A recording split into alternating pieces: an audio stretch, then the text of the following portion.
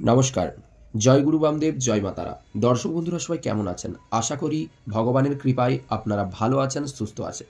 দর্শক বন্ধুরা, এই হাতটিকে আপনারা আপনাদের হাতের সাথে মিলিয়ে নিন।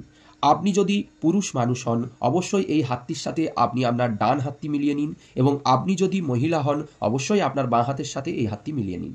দর্শক বন্ধুরা, এই হাতটিতে এমন কিছু রেখা আছে যে রেখাগুলি আপনাদের সাথে মিলছে কিনা আপনারা স্বয়ং বিচার করে দেখুন। যদি মিলে, অবশ্যই আপনি এই ধরনের সমস্যার পারদর্শী হয়ে থাকবেন, অর্থাৎ এই ধরনের সমস্যা আপনার জীবনে এসে থাকবে। চলুন জেনে নেওয়া যাক।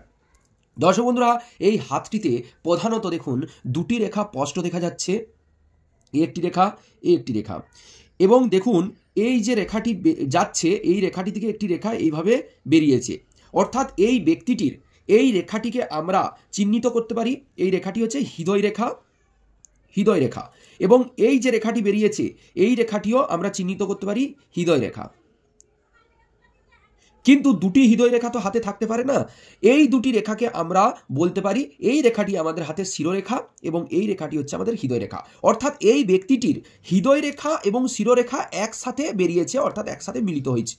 যদি আপনার হাতে এই ধরনের রেখা সৃষ্টি হয়, অর্থাৎ হৃদয় রেখা এবং শিরোরেখা দুটি রেখা যদি একসাথে মিলিত হয়, তবে অবশ্যই আপনি জেনে রাখুন, শিরো মনে হচ্ছে ব্রেন এবং হৃদয় মনে হচ্ছে আপনার হার্ট। অর্থাৎ আপনি সবসময় হৃদয় দিয়ে সব কিছু নিয়ে নেবেন।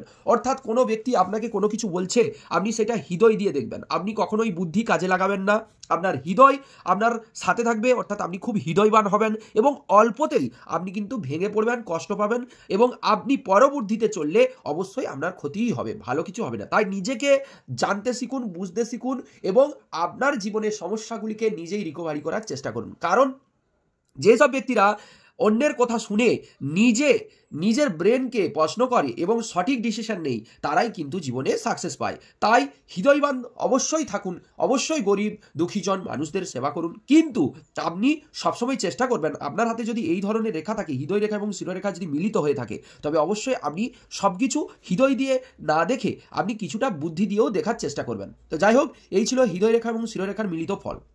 এরপর দর্শক বন্ধুরা বলবো, যদি আপনার এই অনামিকা আঙুলের নিচে যদি রবি স্থানে স্টার চিহ্ন থাকে, অর্থাৎ অনেকগুলো দেখতে পাচ্ছেন স্টার হয়ে গেছে, তবে অবশ্যই আপনি মান, যশ, খ্যাতি, অর্থ, সম্পত্তি এইসবের মালিক হবেন। অর্থাৎ জীবনে এইসব জিনিস আপনার অটুটি কোনো কিছু থাকবে না।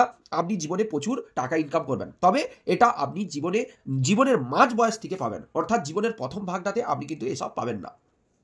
যাদের হাতে ডবল ভাগ্যরেখা থাকে, এই হাতটিতে দেখুন একটি ইউ আকৃতির ডবল ভাগ্যরেখা সৃষ্টি হয়েছে। তো আমি বলবো, যদি হাতে ডবল ভাগ্যরেখা থাকে, আপনারা ব্যবসা করলে ব্যবসাতে উন্নতি করবেন। আপনারা যদি চাকরি করবেন বলেন, তাহলে একটু পরিশ্রম করলে আপনারা চাকরিও পেয়ে যাবেন। তো যাই হোক, ডবল ভাগ্যরেখা আপনার জীবনে কিন্তু ডবল সুযোগ নিয়ে আসবে।